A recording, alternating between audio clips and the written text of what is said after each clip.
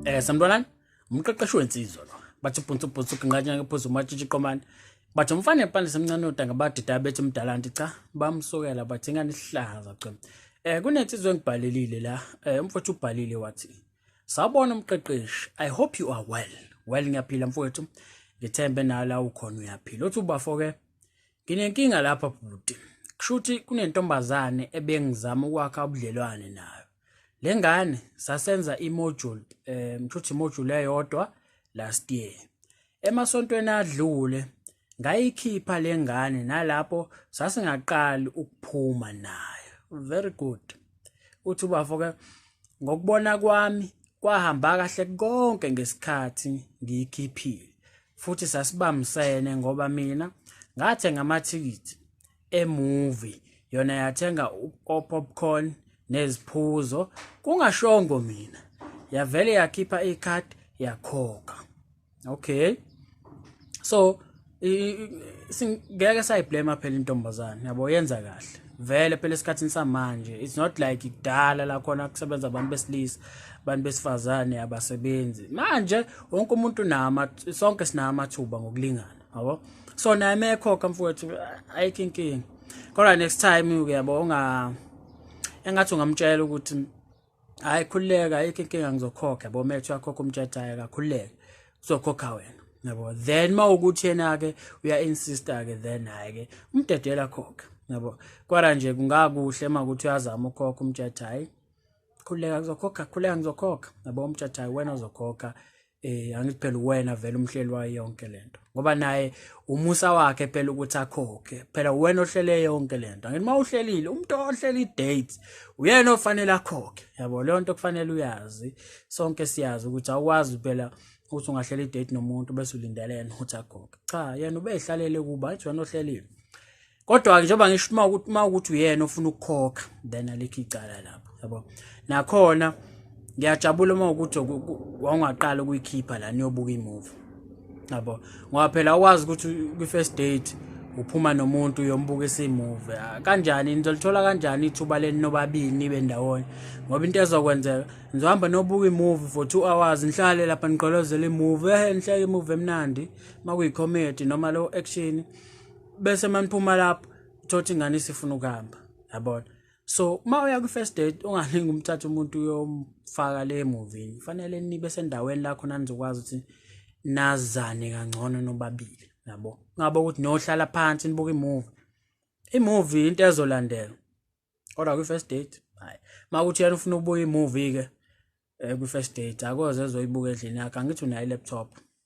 ufika umbukisa imovie khona nizoyenza futhi nani imovie uthuba foke kwathi sekuphele imovie sahamba saya kwenye irestaurant lapho kwakhokha mina okay so njoba ngisho mfowethu next time methi yakhokha mfowethu phela vele njoba ngisho ukuthi amathuba sinawo sonke kodwa nje next time methi yakhokha umthetho akhuleke wena uzokhokha unless ukuthi uthi hayi khuleka wena ukhokha mina amiyeka khokhe kodwa nje ungathi uyakhokha bese nawe uyarelax uthi yabo ucabanga inkinga zakho hayi phela nawe uma uya kwi date kufanele wazi ibudget yakho ukuthi nansi imali engizimisela ukuthi ngispende sizoyesuka lapha siye lapha sisuke lapha siye lapha yabo so uyihlela yonke hayi ukuthi nje uyangazi ngizospenda malini ungagcina usudla ngisho imali engafanele uyidle cha akufanele ube kanjalo kufanele usebenze ngebudget wazi ukuthi nansi imali angeqila okungcono ngaba ngaphansi kodwa angeqila yabo fanele uyihlele mfethu into zakho uthi ubafoke sathi sesihamba kwaba iyona erequesta iUber eyayizoqala lana ekuhlala khona yona mase igcina ngami ngoba kwase kusebusuku okay Uber ke leyo kusho izoqala kuphi izoqala entombazaneni bese igcina kuyena mfowethu okay yayikhokhela leyo trip so yabo ukuthi now sis it's like use spend too much yabo like use khokha it's like fanele akhiphe half yonke into nawe khiphe half yonke into ayingeke sekukhona ongayo yabo lento 50-50 futhi ayisebenzi yabo manzo approach izinto with that mindset ukuthi hayi fanele wenze 50% nami 50 mithane halfway ngeke kuze kusebenze ngisho wathi waseniyajola naye akwazi ukuthi yonke ngaso sonke isikhathi mangabe kwenziwe into ufana keep half now keep half ngeke mfowethu wena nje limala mawuthi kufanele ulimala hayi wena ohlelile yabo so uyazi ukuthi hayi la ngisho ukuthi ibudget mfowethu kufanele isebenziswe wazi ukuthi nathi imali engizoyisebenzisa angiqi so uthi bafo-ke sathi sesihlukana kwaba iyona eyangishaya ngehug yathi thank you yabona okay yathi ngiyifonele uma ngifika lapho engihlala khona ukuze izoqinisekisa ukuthi akukho kwenzeke kumina yabona ke mawalalela ngempela ama video yami yabona leyo line ewushoyo wena wakufanele usho kuyona intombazana yabona wena ukusholani lokho yabona njengoba ake kuphindela uthi bafo yathi ngiyifonele uma ngifika lapho engihlala khona ukuze izoqinisekisa ukuthi akukho kwenzeke kumina yabo wena phela ayithi wena ohlelile mase nihlukana njengoba makunginakeke kwamanye amavidiyo ngangicizela ngithi ngitshela ukuthi ayakuthinta mangabe sefikile la yakhona idwe ekhaya mhlambe mayihlala kubo noma kuphi la eqashe khona kodwa nje akuthinta mangabe sefikile endlini indaba ufuna ukubona nje nanokuthi uhambile waphepha nokuthi uyakwazi ukulalela nje intweni ezincane ezifana nalezo well omunye ke ungafika usho kanjalo uthola ukuthi kushaya u8 mhlambe uthuli uyambona kodwa uthi online testa wena ukuthi hayi uzokwenza njani uzongena uthi hawu manje kwashaya u8 manje uthuli ngithenje ungitshele mangabe usufile kodwa manje uthuli yabo testa wena ufuna ubonza ukwenza njani ngabe uzobuyela nikuyena noma cha yabo kanti nawe makuyisimo esikanjalo fanele uzithulele athi mbotho online wena umtshelile wathi akwazi semangabe sefile endlini kodwa uzithulele nawe idlu shut up yabo so loyalayini wena mfowethu kwakufanele usho umthetha ungaziseke mawusufikile ukuze uqinisekise ukuthi uhambe kahle nokumbona nje ukuthi umuntu olalelayo yini nanawo ukuthi ke uphatheke kahle yini ayi phela me responda kuwena ekuthetha hayi sengifile ngihambe kahle nakhona ukukhombisa kona ukuthi hayi shuthi uphatheke kahle bo mangathiwa nje uthaka asho kanjalo qedwa wathulelwa ngakuphendula yabo kodwa nje loyalayini mfowethu ulayini wakho la njengensizwa wena kufanele usho hayi ukuthi kusho kwena ukuthi hayi ungazisi yabo lethekeni le awuhlangene ngqondo la mfowethu ithekeni yabo wena nje kwakhona ukupheceleza okuncane basenkingeni awuhlangene nomuntu ozaziyo ke la yabo so uthi bafo-ke nangempela ngenza njalo okusho ukuthi wayazisa ke ingane ukuthi hayi ke sisi sengifikile ekhaya ngihambe kahle wena kufanele usho njalo uthi bafo-ke ngalolo suku yangithembisa ukuthi sizobonana maduze lapho izonginika isipho eyayingithembise sona kodwa kuze kube imanje angikaze ngisithole okay nakho kunye okubalekile okusemqoka ekufanele ukwazi yabona mangabe let's say mhlambe nikwi date nentombazane say mhlambe first date or whatever noma second date kodwa nje manihlangene nentombazane uma senihlukana qinisekisa phela ukuthi niyahlela ukuthi njoba sihlukana sizophinde sibonane nini fanele sazi ukuthi okay njoba mhlambe kade asithi umgqibelo namhlanje sihlangene kumgqibelo njoba sesihlukana ngazi ukuthi afanele wazi nivumelana ukuthi uzoba free nini phela ngizowazi ukuphinde ngikubona mhlambe ngolesithathu next week noma nge-weekend futhi eza umgqibelo but manihlukana kufanele nazi ukuthi nizophinde nihlangane nini nakhona ungalenzi iphutha lokuthi ufike uhlangane nomuntu ngomgqibelo bese niyahlukana ningahleli ukuthi nizophinde nibonane nini kudlula amasonto kuyima ukuplan mhlambe after 3 weeks ukuthi hayi ke uzophinde sibonane nini yabo kudlula isikhathi niyabonana kudlula isikhathi nibona no wena qinisekisa ukuthi manibonana niyaphinde nibonane kungadluli isikhathi eside ningabonene fanele kube nale pattern yokuthi niyabonana ukwenzelani lokho ukuze uzokwakha phela leya connection kuyena ukuze uzobuilda leya bond naye yabona kodwa manje mawuzofika nibonane kule weekend kudlula inyanga nidlule mhlambe 2 months kuyima uqala uhlanganisa ukuthi hayi asiphinde sibonana ayikho mfuthi ibond ezokwakheka akho connection, ngeke uze kwenzeke ukuthi uma uzoqhubha kanjalo. Wena nje akube ne-pattern, ungaze uthi uyasacrifice nje ngasemalini phela imali esebenzayo vele mangabe nibonana nomuntu. Wazi ukuthi hayi ngizimisela ukuthi hayi mhlambe kule nyanga sobonana kangaka. But uqiniseke phela kuyadependa ukuthi umuntu uhlala laphi na uhlala laphi, yabo. Kodwa nje angadlula isikhathi eside ningabonene ngoba kufanele naye akwazi ukukhumbula njengoba nawe uzimisele ngaye, akacabange ngawe. Yabo, yonke leyo nto leyo uzoyenza kanjani mawuthi nizobonana kuloko kudlule inyanga phinde nibonane emva kwenyanga? Come on. Uthi Bafo-ke ngazama ukushayela ucingo yangalibamba, yangisendela lo mlayezo, hey, I can't really talk this weekend. What?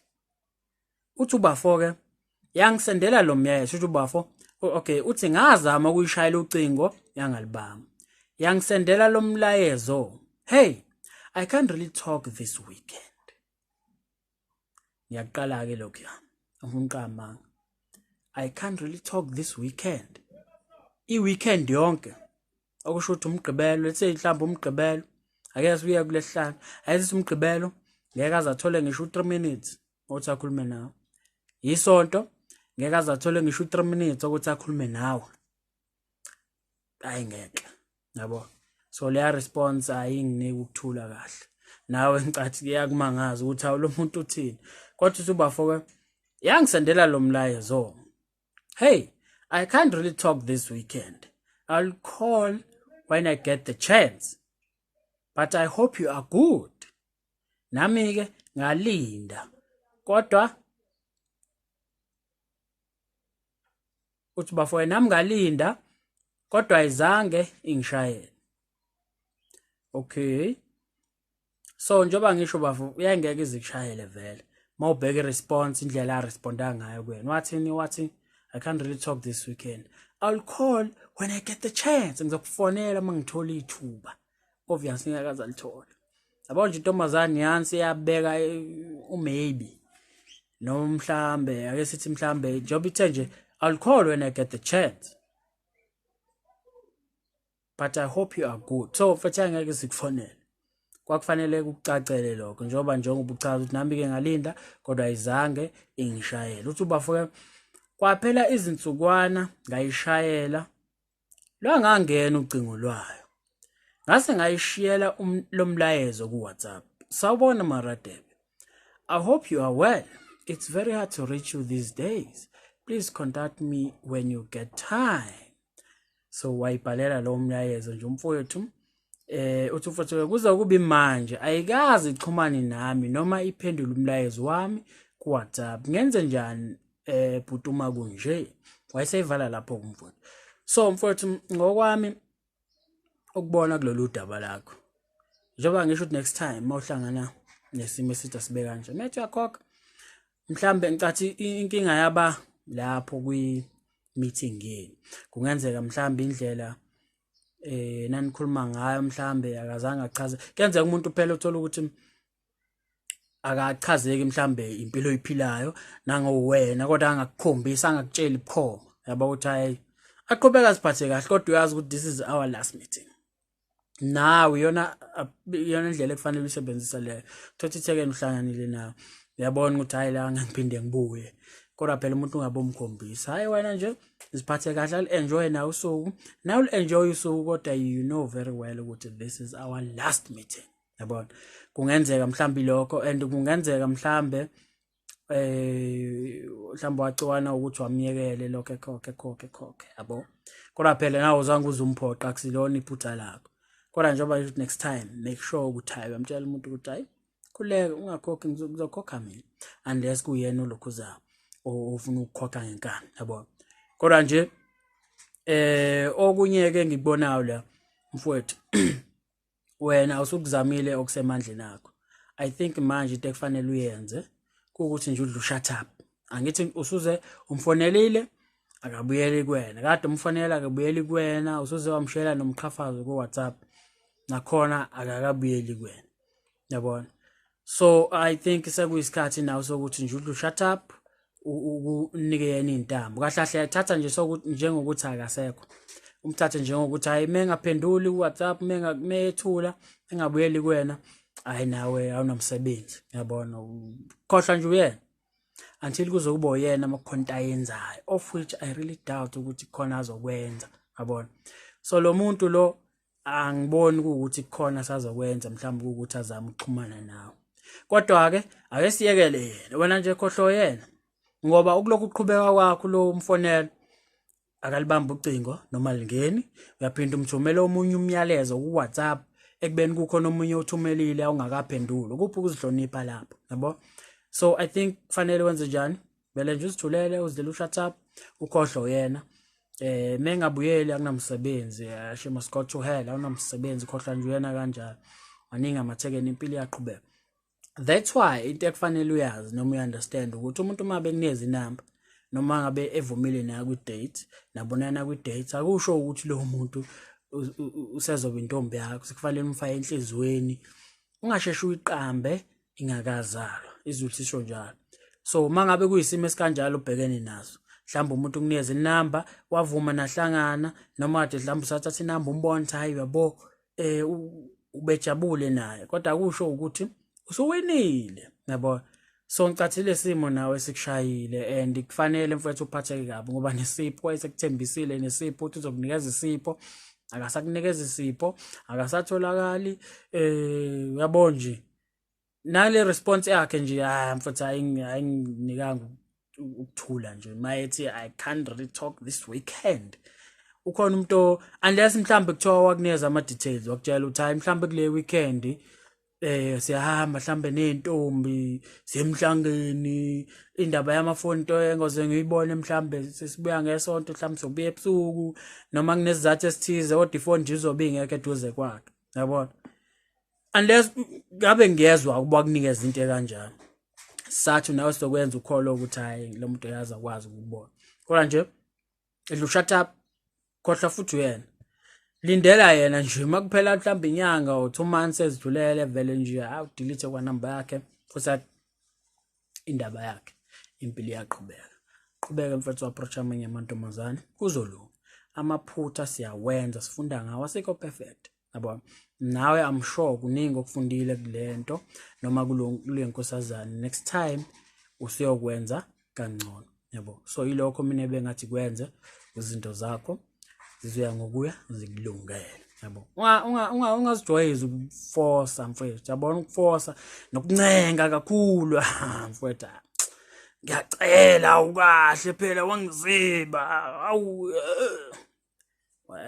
kuphi ukuzihlonipha manje insizwa zamandla akho mangabe uyinsizwa yabo umuntu mengakufuni ungabe ufuna umuntu ongakufuni understand mina umuntu alandelana nomuntu abebona kahle lo muntu akangifuni kodwa uyaqhubeka amlandela hayi yancenga intombazana hayibo akakufuni kukhona umuntu ombona cha udlala hard to get kodwa uyabona ukuthi la kuzolunga kube khona umuntu obona cha akakufuni why ulandela umuntu ongakufuni uzimoshela isikhathi sakho uzozilimaze wena ubuwena ngaphakathi yabona unokuzithemba kwakho ukuthi hayi shuthi nje that's why ngangifuni cha futhi ngangifuni uyisipho wena futhi indaba yakhe khona abanye abazokufuna khona abanye abazokubona lokubaleka kwakhe ize yena engakuboni yabo so ngiyathemba ngizwa mfowethu and uzokwenza accordingly so mangabe nesifiso ke sokubhalela umqeqeshi wensizwa ngambhalela ku-email ethi mqeqeshiwezinsizwa@gmail.com uma nje ufisa ukuthi mina nawe sibonisane ngodaba lakho ukhumbuleke mfowethu ukuthi kamqeqeshi wensizwa ikhaya lenjabulo sho mfowethu.